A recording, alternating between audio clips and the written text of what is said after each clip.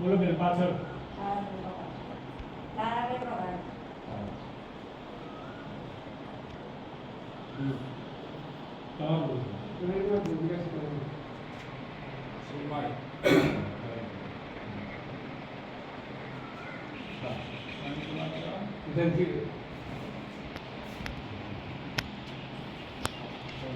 જો દીવનજી મથુરજી ઠાકોર જે પહેલા ઉમેદવાર હતા એમની તરફેણમાં 6 મત પડ્યા. બરાબર? દીવનજી 6 પડ્યા ને? હવે હું બીજા ઉમેદવારનું નામ બોલું. એમની તરફેણમાં જેને વોટ આપવા હોય એ પોતાની આંગળી ઊંચી હાથ ઊંચો કરશે. બરાબર? અશોકજી દશરથજી ઠાકોર બીજા ઉમેદવાર એમની તરફેણમાં જેમને આપવો હતો. બોલો બેન આ એમને પોતા બોલ નામ બોલો. ઠાકોર અશોકજી દશરથ.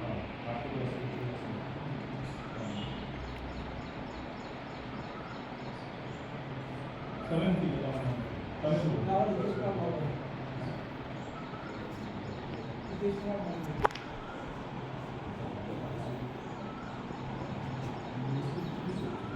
તમારું બોલો બેન.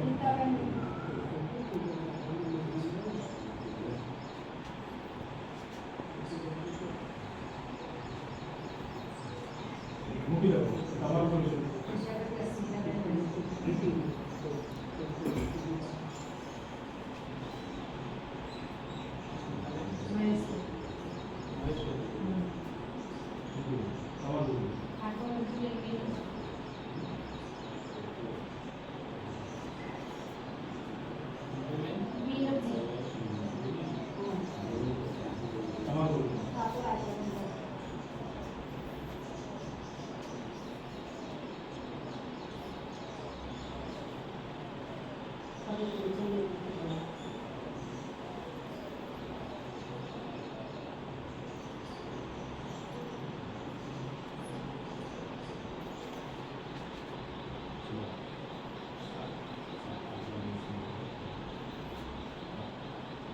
અશોકજી દશરથજી ઠાકોર એમના તરફેણમાં કુલ 7 મત પડે.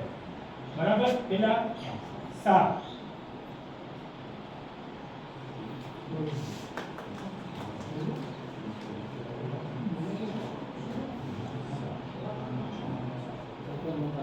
હવે જુઓ બંનેની ચૂંટણી થઈ ગઈ. આપણે જે મત લેવાના હતા એ લઈ લીધા. હવે હું પરિણામ ઘોષિત કરું. દીવનજી મથુરજી ઠાકોર એમને કુલ મત હતા આપણે 13. બરાબર? સરપંચ સહિત એમાંથી 6 મત દીવનજી મથુરજી ઠાકોરને મળેલ છે. જ્યારે અશોકજી દશરથજી ઠાકોરને કુલ 13 માંથી 7 મત મળ્યા. તો બંને ઉમેદવારમાંથી અશોકજી દશરથજી ઠાકોર એક મતે વિજેતા ઘોષિત કરવામાં આવે છે. ચાલીએ આપણે